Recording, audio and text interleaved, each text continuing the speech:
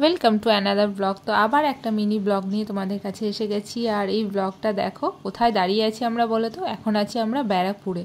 তো ব্যারাকপুর মানে হচ্ছে দাদা বৌদির বিরিয়ানি। তোমরা সবাই জানো, এক কথায় ব্যারাকপুর নাম শুনলেই দাদা বৌদির বিরিয়ানির কথায় মাথায় আসে।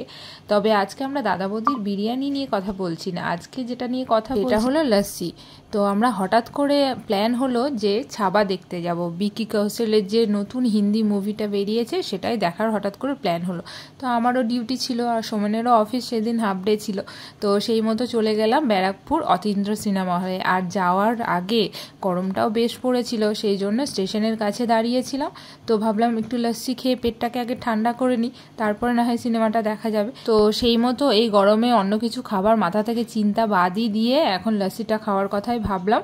এই যে দেখো দুজনে খাওয়া শুরুও করে দিয়েছি। তো ওর তো হাফ গ্লাস হয়ে গেছে আর আমি খাচ্ছি আর ভিডিও বানিয়ে যাচ্ছি, তোমাদের সাথেও শেয়ার করলাম। তো তোমরা যদি কোনো সময় ব্যারাকপুরের স্টেশনের কাছে এসো তো এই লস্যিটা একবার ট্রাই করো, দারুণ বানায়।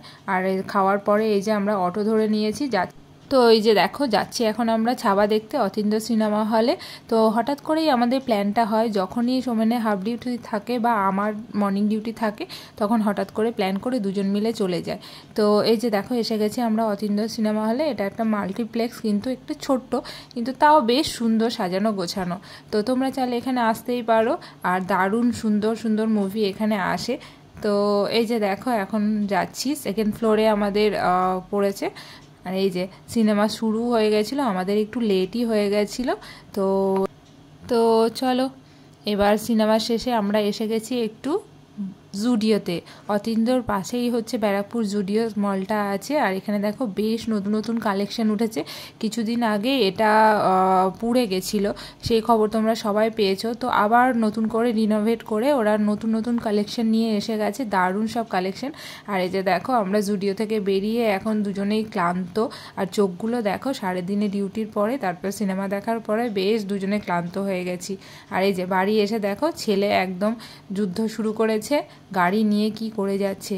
তো খেলা শুরু করেছে, আমাদেরকে দেখেই তো দুজনকে দেখেও ভীষণ খুশি হয়ে গেছে, অনেকক্ষণ পর দেখেছে। আর এই যে ছেলে রাত্রে ডিনার, আমি ফ্রেশ হয়ে ওকে ডিনারের জন্য রেডি করে দিয়েছি। তো চলো আজকের ব্লগটা এখানেই শেষ করছি, আবার দেখা হবে নতুন একটা ব্লগে। ততক্ষণের মতো টাটা, সবাই ভালো থেকো।